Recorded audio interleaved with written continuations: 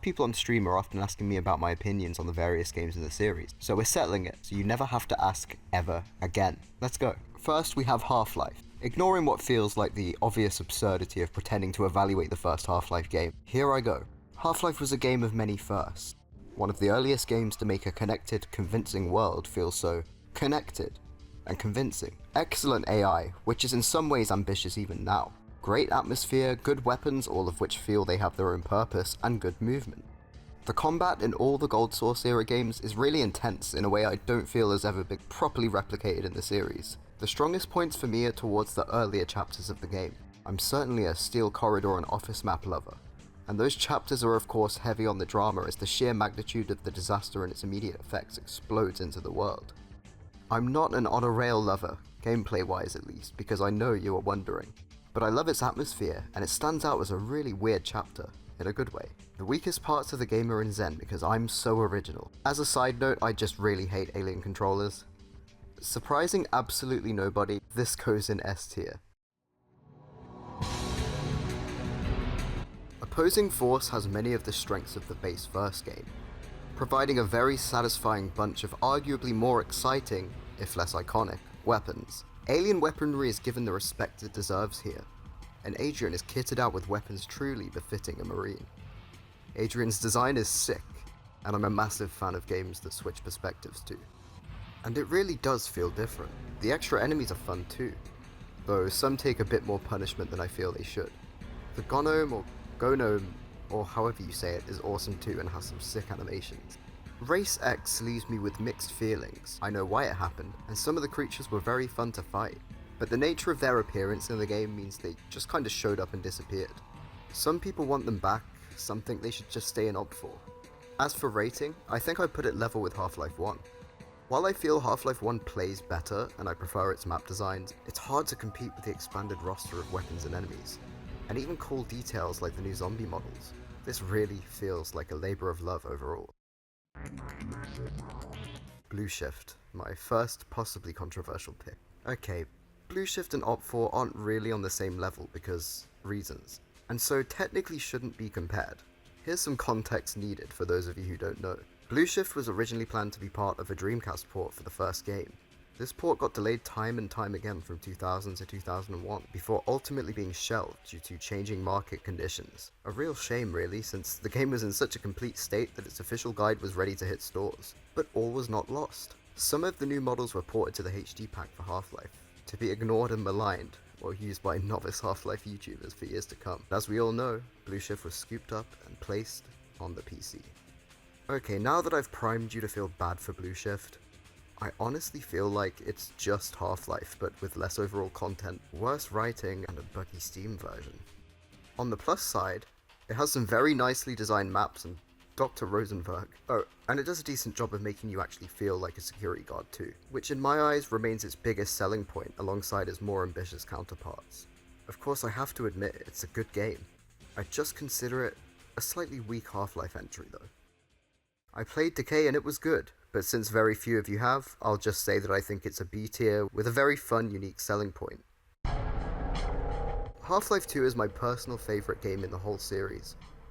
It ramps up the narrative, reintroduces old friends, and perhaps most notably, completely recontextualizes the first game. And it just basically levels everything up. My personal favourite for atmosphere, writing and map design. And this almost entirely overshadows the fact that some of its elements are a little bit lackluster. Some guns are dog shit, and some are fantastic, and some are my favourite in the entire genre. Some scripted sequences drag on, but honestly, this is the viewpoint of someone who's played the game from start to finish at least 20 to 30 times, mainly for streams. The physics engine is genius, and the sound design manages to be quite impactful, despite mostly being from a stock sound library and recycled from Half-Life 1. This makes it sound more believable to me. By far though, the aesthetics and art direction are the enduring parts of the game that stay with me, while holding on to some of Black Mesa's grime and grit, and in many cases ramping it up. It managed to somehow turn out more beautiful, in this player's opinion. Of course, it's another S tier. Episode 1 is an odd one for me. I realise it's a very important game and definitely had to happen, and it does a great job of picking up where Half-Life 2 left off. The choice to put players back in a damaged citadel immediately after they were thrown out by an explosion is wonderful, and we're given a look at the true devastation wrought on City 17 by Half-Life 2's events. I like that we get to spend a lot of time with Alyx this time round, and by this point it really does feel like she was always there. Her witty dialogue, lame quips such as the infamous Zombine moment, and generally pretty competent support really do make much of this game a treat to play. However, something just doesn't quite connect with me on the same level as the others. Perhaps it's that in episode 1 we spend quite a lot of time milling about in the dark. And for some people that is absolutely perfect, but I suppose, for me, not so much. And of course, given what's happened, it only makes sense that everything's a bit more dark, bordering on gritty at times. It was cool that we spent a bit of time exploring Half-Life's edgier, more horror-reminiscent side, but once you no longer find zombies to be all that scary, some parts can feel like a bit of a chore. Combat variation suffers quite a bit in this title.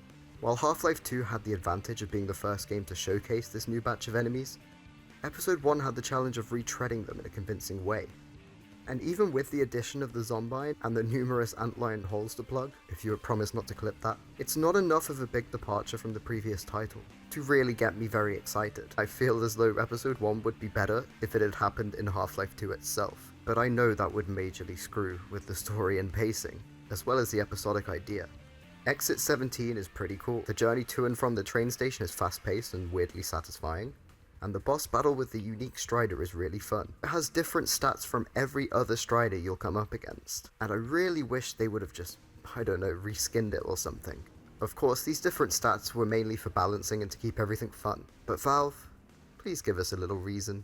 Everyone's got a headcanon for this already. Episode 2 feels like a completely different beast from Episode 1.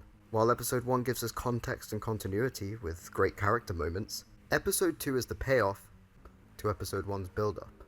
And despite ostensibly being the middle child of the abandoned episodic format, it brings a sense of finality and progression that Episode 1 just couldn't, simply due to the fact that it served to give us reasons to get to Episode 2 and beyond.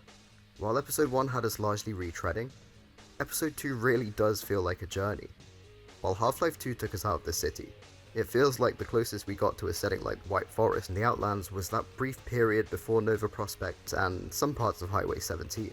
So this new lush environment is very refreshing. Not only that, but the mines are fun and explore verticality in a pretty fun way. And there was already plenty of incentive to move forward in Episode 1, but Episode 2, as we all know, makes it personal. I really enjoyed most of the more open-plan combat encounters, and had a blast fighting hunters. But the standout for me is how Valve went from having us punt holes with cars, to allowing us access to the entire ecosystem of one of the game's main enemies. And though it didn't need to be included, I'm absolutely ecstatic that it was. So many interesting story beats were hit in Episode 2, and overall, again I can only really give it an S grade. Okay, looks like we're done. Keep your eyes peeled for the philosophy of Half-Life 2. Or whatever I end up calling it. See you next time!